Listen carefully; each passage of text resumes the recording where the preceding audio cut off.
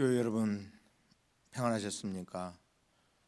3월 2일 월요일 아침 말씀 묵상을 시작하도록 하겠습니다. 사무엘하 11장 말씀입니다.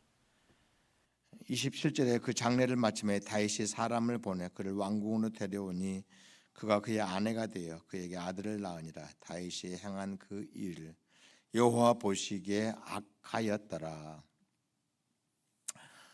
사무엘하 11장은 대단히 비극적인 사건을 다루고 있죠. 바로 다윗과 밧세바의 사건을 다루고 있습니다. 다윗이 젊고 고난을 많이 당할 때, 즉 왕이 되기 전까지는 시련이 많았죠. 역경이 많았고 고통이 많았습니다.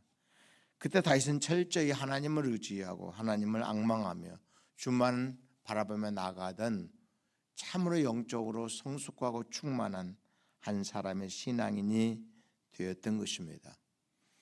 그러나 다윗도 인간인지라 왕이 된 이후에 나라가 부강해지고 더 이상 전쟁에 나갈 필요가 없어지고 더 이상 어떤 위협적인 요소가 다 제거돼서 평안히 궁에 거하는 그런 상황이 됐다는 거예요. 사람이 자기 사명에 충성하고 이루어야 할 목표가 뚜렷하면 유혹에 빠지지 않습니다. 잘못될 상황을 만들지를 않아요.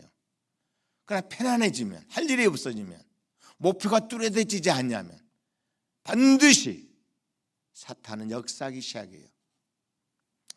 여러분, 여러 이제 전쟁 대개 이제 계절이 좋아지고 전쟁하기에 수월해지는 그런 계절이 되면 대개 이제 수많은 나라들이 서로 전쟁을 벌이기 쉬워요. 그 해가 돌아와 왕들이 출전할 때가 되면 11장 1절의 말씀이에요. 이스라엘도 지금 전쟁은 치루해요. 요압이 다윗과 그에게 있는 그의 부하들과 온 이스라엘 군대를 보내니 그들이 암몬 자손을 멸하고 랍바를 에워쌌고 그런데 다윗은 예루살렘에 그대로 있더라. 더 이상 전쟁 현장에 출전할 필요가 없는 그런 다윗의 입장이 되는 거예요. 수많은 기라성 같은 장수들이 또 장군들이 전쟁을 친히 수행하는 그런 상황이 됐다는 거예요. 다윗은 왕궁에 그대로 홀로 있는 그런 모습을 보게 돼요. 또 여러분 2절에 보면 저녁 때에 다윗이 그의 침상에서 일어나 왕궁 옥상에서 거닐다가 여러분 지금 다윗이 무엇을 하고 있죠? 저녁 때에 그랬어요. 잠이 오지 않은 거죠. 다윗이 그의 침상에서 일어나 왕궁 옥상을 거닐었다. 여러분 많은 연애를 베풀고 시희낙낙하며 즐거운 시간을 보내다가 저녁 늦은 시간에 왕궁 옥상을 거니는 다윗을 보게 돼요. 그 누구를 보게 됩니까? 한 여인이 목욕을 하다 하는데 심히 아름다워 보였다. 여러분 이게 문제이죠. 남편 있는 다른 아내가 다른 여인이 아름다워 보이기 시작했다. 뭐지 여러분? 사단이 그 마음을 사로잡은 거예요. 사단의 유혹을 받은 거예요. 마치 하와가 에덴 동산에서 하나님이 명하셔서 먹지 말라는 선악과를 볼 때 먹음직도 하고 보임직도 지혜롭할 만큼 탐스럽기도 했다. 유혹을 받은 거지요. 영적으로 유혹을 받으면 어처구니 없는 이런 결과에 도달하게 돼요. 이생을 잃게 된단 말이에요. 정상적인 사고를 할 수 없는 그런 입장에 전락하는 그런 모습을 보게 되죠. 왜 그 여인이 아름다워 보였을까요? 왜 또 그 시간에 밧세바는 목욕을 하고 있으며 이런 뭔가 꺼림칙한 모습들이에요. 정상적인 삶의 모습들은 전혀 아니란 말이에요. 우리가 하나님께서 주신 삶의 여러 그 자연스러운 정상적인 삶의 궤도를 달려가면서 거룩한 하나님의 명령과 지시, 하나님의 뜻을 향한 힘 있는 도전의 삶을 살면 이런 여지 자체가 없지요.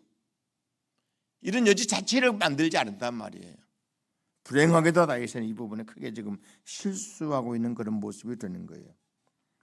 결국 다윗은 그 애인과 간음하는 죄를 저지르게 돼요. 보았더니 자기의 충성스러운 신하 우리아라는 신하가 있어요. 이 신하의 아내가 바로 밧세바예요. 여러분, 다윗이 다 알면서도 그 여인을 취해요.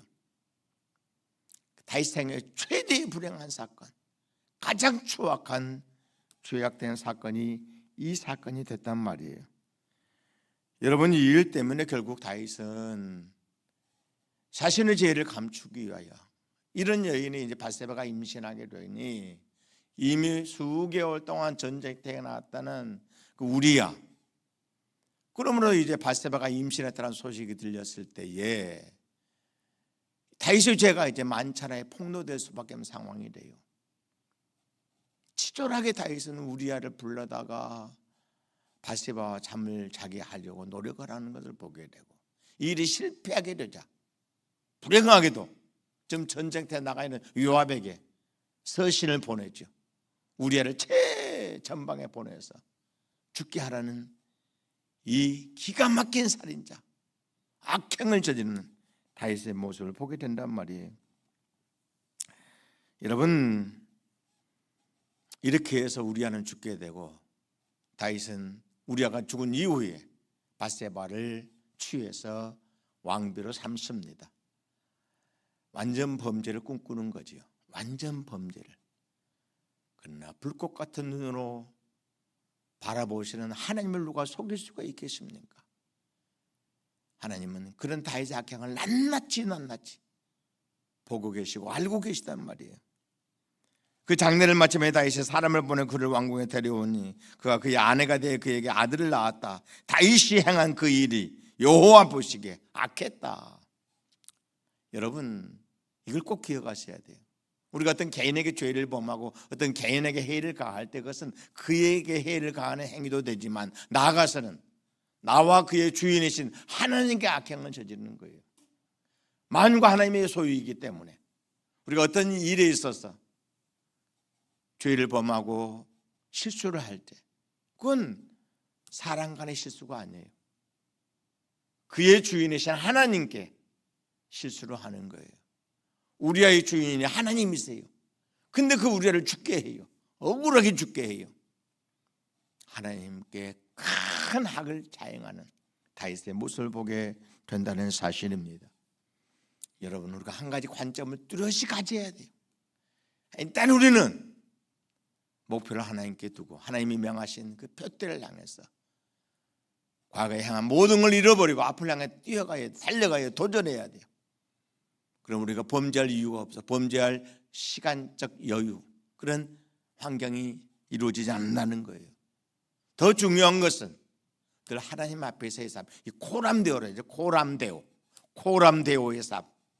사람과 사람 관계에서 자기의 죄를 감출 수도 있고 은폐시킬 수도 있고 이렇게 넘어가는 것 같지만 그건 자신들의 생각일 뿐이에요. 전능하신 하나님이 다 보고 계세요. 알고 계세요. 우리는 늘 하나님의 눈앞에서 하나님 앞에서의 삶, 코람데오의 삶을 사모해야 돼요. 그래야 범죄하지 않습니다. 그래야 유혹에 빠지지 않습니다. 그래야 악한 영과 싸움에서 승리할 수 있다는 사실이죠. 여러분 모두가 이런 영적 충만한 의식으로 무장하여 하나님을 기쁘시게 하고 이 악한 죄에 우리에 빠지지 않는, 이 무서운 유혹에 빠지지 않는 아름다운 성도들, 하나님의 자녀들, 하나님의 좋은 군사들이 될 수 있기를 주의 이름으로 축원합니다. 아버지 하나님, 다윗의 허물을 보았나이다.